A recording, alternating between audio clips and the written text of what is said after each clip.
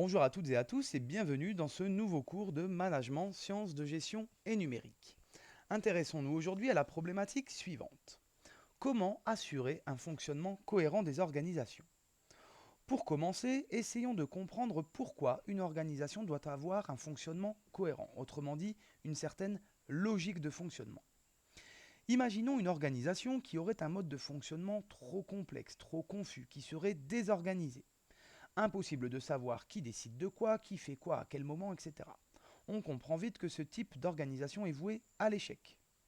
Toute organisation doit définir le rôle de chaque collaborateur, de coordonner les tâches et de prendre au quotidien un certain nombre de décisions.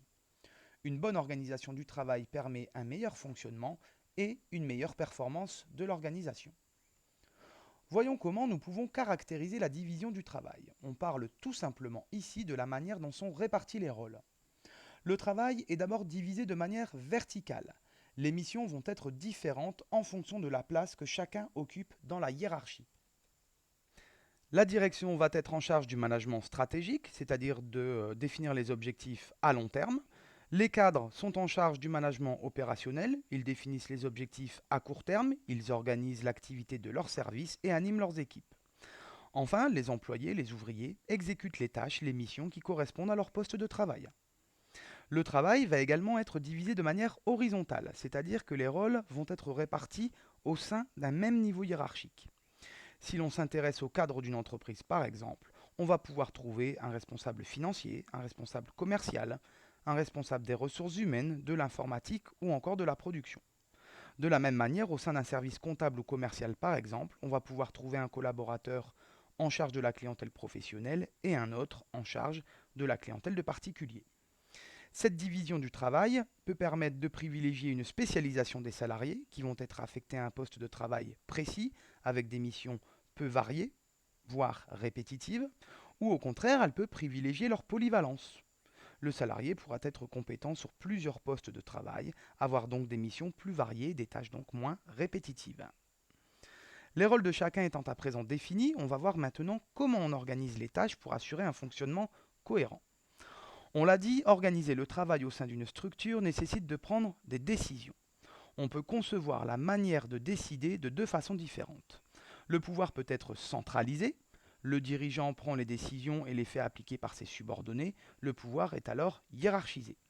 Au contraire, le pouvoir peut être décentralisé. Le dirigeant ou le cadre peut consulter ou déléguer une partie des décisions à ses équipes qui sont alors plus autonomes et responsables. Le degré de centralisation du pouvoir va influer sur la manière dont sont articulées les tâches au sein de l'organisation. La coordination peut se faire par supervision hiérarchique. Un responsable supervise un ensemble d'employés, leur donne des instructions et contrôle leur réalisation. La coordination peut se faire par standardisation des tâches. L'organisation définit pour chaque poste de travail un mode d'emploi à suivre. L'opérateur sait donc précisément ce qu'il doit faire et dans quel ordre. C'est l'exemple de l'équipier chez McDo qui doit préparer tel ou tel burger. Ces deux premières formes de coordination du travail correspondent plutôt à une vision centralisée du pouvoir. La coordination peut se faire par standardisation des qualifications. La coordination est alors permise par la formation spécifique des salariés qui permet l'acquisition des savoirs et des compétences précises. Elle permet d'harmoniser les manières de faire. Cette formation est généralement reconnue par un diplôme d'État, comme c'est le cas pour les infirmières dans un service hospitalier. La coordination du travail peut être réalisée par standardisation des résultats, c'est-à-dire que l'organisation définit des objectifs à atteindre et les salariés peuvent être plus ou moins libres de s'organiser comme ils le souhaitent pour atteindre l'objectif fixé. Enfin, la coordination peut se faire par ajustement mutuel, c'est-à-dire que les collaborateurs se coordonnent directement en discutant entre eux de manière informelle. Ces dernières formes de coordination correspondent plutôt à une vision décentralisée du pouvoir.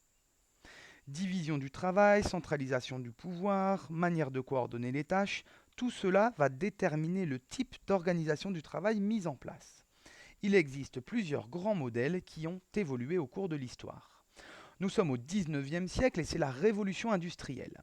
On passe d'une société majoritairement agricole à une économie industrialisée. On voit se développer les usines et émerger la classe ouvrière. C'est le temps des grandes inventions, machines à vapeur, locomotives, etc. Elles amènent d'énormes progrès techniques comme la mécanisation des chaînes de production. C'est dans ce contexte qu'émerge le taylorisme issu des principes de l'organisation scientifique du travail. Dans les usines, il y a une très forte division verticale du travail. Les industriels financent, les ingénieurs conçoivent, les ouvriers exécutent. Ces derniers sont d'ailleurs très fortement spécialisés. Ils sont affectés à un poste unique, réalisent toujours les mêmes tâches de manière répétitive. Le but est d'augmenter la productivité et de produire en très grande série. Il s'agit plutôt d'une forme rigide d'organisation du travail qui correspond à un environnement économique stable et prévisible. Entre 45 et 73, nous sommes dans la période des Trente Glorieuses. C'est une période de forte croissance économique. Le chômage est quasi inexistant, le niveau de vie de la population augmente régulièrement. C'est le début de la société de consommation. La concurrence se développe pour répondre à la consommation de masse des ménages. Dans les usines Toyota au Japon, on voit se développer un nouveau modèle d'organisation du travail, le toyotisme. Ce modèle mise plutôt sur la polyvalence des salariés qui peuvent occuper plusieurs postes. Les tâches sont enrichies, les salariés sont plus autonomes et responsables. La production est réalisée à la demande pour limiter les stocks et la surproduction. L'objectif est ainsi de limiter les coûts pour gagner en productivité, en compétitivité et de produire en plus petite série. Cette organisation du travail se veut plus flexible. Elle a pour but de pouvoir s'adapter plus rapidement aux évolutions de l'environnement. Enfin, depuis les années 90, on voit se développer le modèle du lean management, qui est un prolongement du toyotisme. On parle également d'un management sans gaspillage. Le lean management vise en effet au zéro stock, au zéro procédure inutile, au zéro attente ou perte de temps, au zéro mouvement ou déplacement inutile. Il s'agit de rationaliser au maximum toutes les étapes du processus de production pour maximiser la productivité. L'organisation est dite apprenante, c'est-à-dire que les process évoluent en permanence. Les salariés sont d'ailleurs souvent acteurs de ces évolutions. L'objectif est de réduire au maximum les coûts pour faire face à une concurrence de plus en plus forte et de pouvoir s'adapter le plus rapidement possible à un environnement devenu de plus en plus imprévisible. Mais le lean management fait souvent l'objet de critiques en termes de conditions de travail et d'impact négatif sur la santé des salariés. Bref, si l'on résume ce que l'on vient de dire, toutes les organisations ont besoin de répartir les rôles, de coordonner les tâches et d'organiser la prise de décision. Le travail est divisé de manière verticale et horizontale.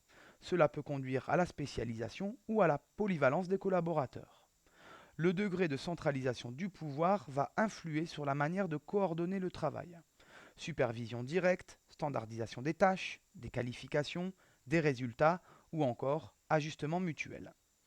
Tous ces choix vont définir le modèle d'organisation du travail mis en place. Il en existe trois qui ont évolué dans le temps, le taylorisme, le toyotisme et le lean management. Voilà, il ne me reste plus qu'à vous remercier d'avoir suivi cette vidéo et à très bientôt pour un nouveau cours de management, sciences de gestion et numérique.